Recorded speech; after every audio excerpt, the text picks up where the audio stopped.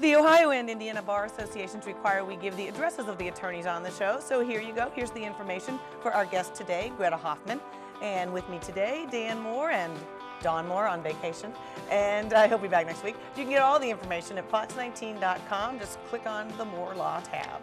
So we are back just for a few more minutes talking about love and the law. We want to start off, let's go to Tommy in Independence. Tommy, you have custody and you have a question about that? Yes, I've been divorced for about 5 years now and have full custody, actually, and been out of work for about 4 months and had a couple of job offers out of state. What are the requirements, or can I take them out of state? What a tough situation to be in. It gets complicated, doesn't it? Yeah, I guess the more that people work and we become a global economy, this is becoming a bigger question. You actually have to file, in Kentucky there is actually a law now that says you have to file a motion with the court to request permission to move out of state. So that is your requirement. If you get a job, which is probably the best time to do it when you get the job or when you're interviewing for the job, that's when you should file the motion. So that's what you're going to have to do. You have to give notice to the other party, and it's got to be at least 60 days advance notice. So that's your requirement. So it can be done. It's just you have to jump through the hoops to do it. Right. It's all a process. Right. I will say that you got to be careful though, because you, if you have, well, you have full custody, but if you have joint custody and a party's trying to do this, it could be that the children have to stay in state, and you can go ahead and take the job, but not the kids. Yeah, not the kids. Okay. All right. Let's see. Whitney in Cheviot. Whitney, it sounds like you're in a tough situation. Your spouse wants a divorce and you don't? Yeah. He wants divorce, but I don't. We've been married for 5 years, and I was just wondering if there was like any legal penalties or anything that would be counted against me for not signing the papers. Do you have to? I mean, do you have to sign the papers, or you don't have to agree? No. If you don't agree, then you go to a hearing and the judge will decide. But that's an expensive process, and there's a lot of other ways to get divorced or to determine the issue without going to a final hearing. And you don't necessarily have to sign the papers that he draws up. There's other ways to get there.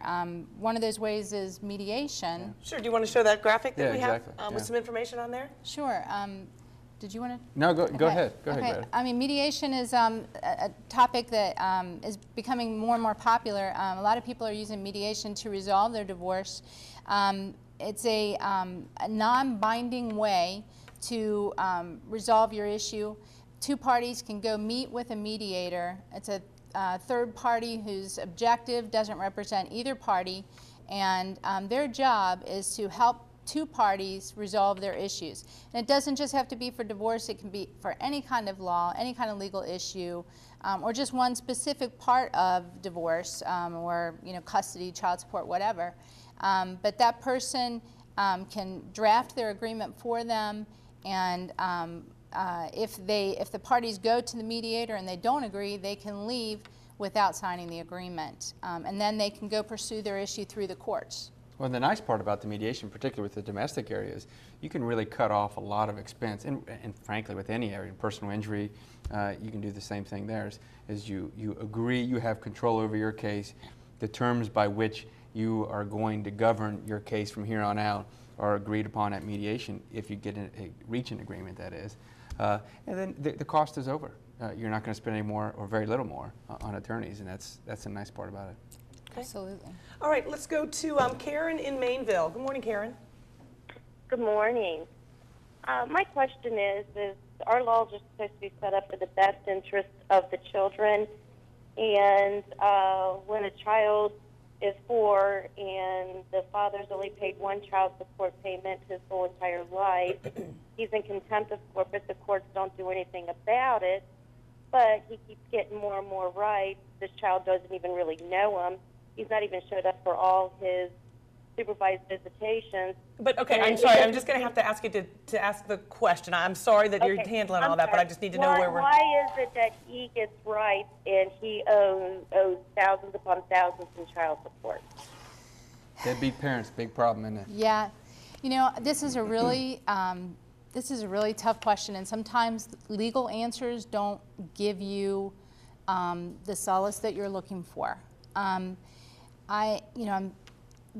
The law says that a child is supposed to have a mother and a father in their lives, basically. The court is supposed to encourage that, and it also separates parenting rights from the requirement to pay child support. So you can't withhold parenting time because they haven't paid child support. And that's very hard on a mother or a father who is raising a child and the other parent is not helping support the child. And the only thing that I can tell you, and I tell many of my clients this, is that you really just need to do what's right for your child and ignore the fact that they're not doing what they're supposed to be doing, and just love your child. That has to be, at the end of the day, the most important thing. Well, Greta, thank you for joining us today. Were you adding to that? Well, I no, I was interrupted just going you. to say, because the court can't go and take the money out of the person's pocket. They can do some things, but they can't do much.